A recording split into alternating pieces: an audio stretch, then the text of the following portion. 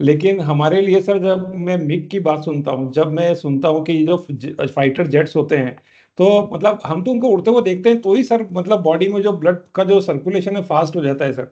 और दूसरा, जैसे आपने बताया कि जो लास्ट, जो एक बहुत बड़ा गिफ्ट जो जो आपने बताया कि डोकलाम और बालाकोट, सर मैं शुरू करना चाहूंगा बालाकोट के बारे में। सर बताइए, बिकॉज अभी हमने सर कंटिन्यूसली हम देख रहे हैं कि इस तरीके के जो जो हरकतें हैं जो पाकिस्तान के द्वारा या जिस तरीके से बॉर्डर पे हो रही हैं, और हमारी सेना, और सर भारतीय सेना को, चाहे वो एयरफोर्स हो, आर्मी हो या नेवी हो सर, जितना सैल्यूट किया जाए कम है। क्योंकि सर एक सबसे इंपॉर्टेंट चीज जो समझ में आती है, भारत अपनी इंटीग्रिटी कभी नहीं खोता सर।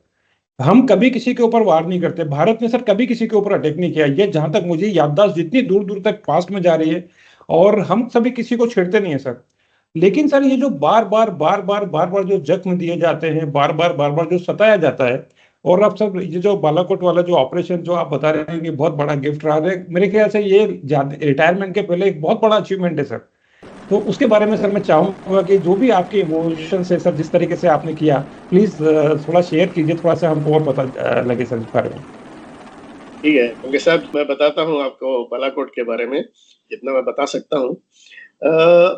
एक तो जो पाकिस्तान पार्टीशन के बाद जो है हमारी जो एनिमिटी बढ़ती गई है, ये इसको हम बोलते हैं कार्टोग्राफिक मिस्चिफ ऑफ ब्रिटिशर्स।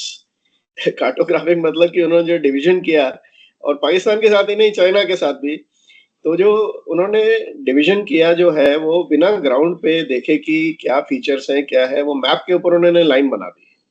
और मैप पे भी लाइन ऐसी बनाई कि मोटी सी लाइन बना दी जो कि ग्राउंड में 2 या 3 किलोमीटर के बराबर की लाइन ही है। तो उसमें क्या है कि दोनों कंट्रीज या आपस में जो उसको डिसाइड करना कि हाँ भाई कहाँ पर लाइन ऑफ एक्चुअल कंट्रोल है, लाइन ऑफ कंट्रोल है या बॉर्डर है, वो बहुत मुश्किल है ग्राउंड पे, क्योंकि ये हिली हम्म। टेरेन्स हैं और वो सब है। तो इसी कारण ये प्रॉब्लम बढ़ती जा रही है।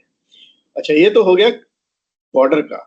बट लेकिन जो पाकिस्तान के दिमाग में है वो साइक जो है उनकी, वो एंटी इंडिया है। और वहां क्या है, पाकिस्तान आर्मी रूल करती है ज्यादा।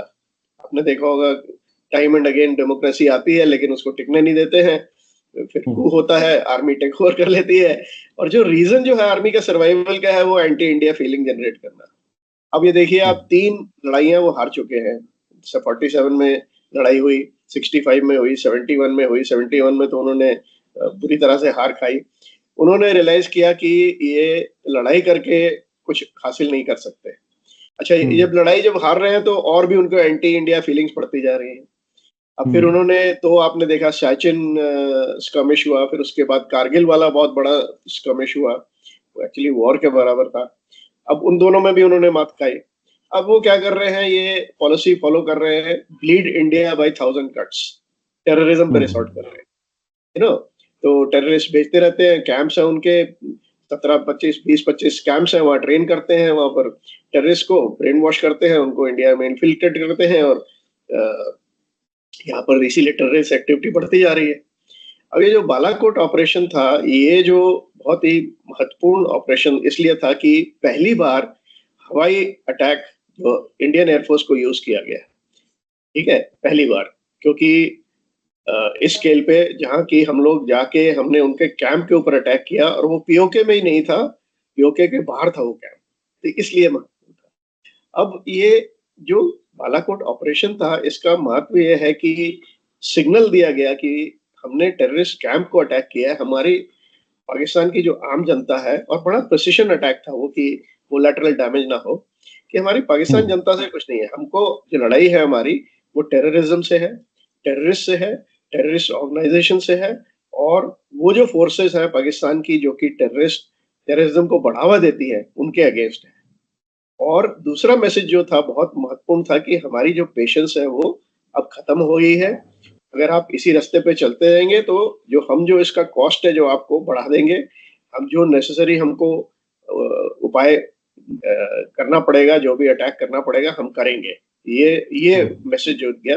अब आप देखिए कि उसके बाद 4-5 साल तक काफी थोड़ा बहुत शांति रही, हम्म। एक्टिविटीज कम हो गई। अभी फिर आप रिसेंट हाल में देखिए, 1-2 महीने में फिर से टेररिस्ट अटैक बढ़ रहे हैं।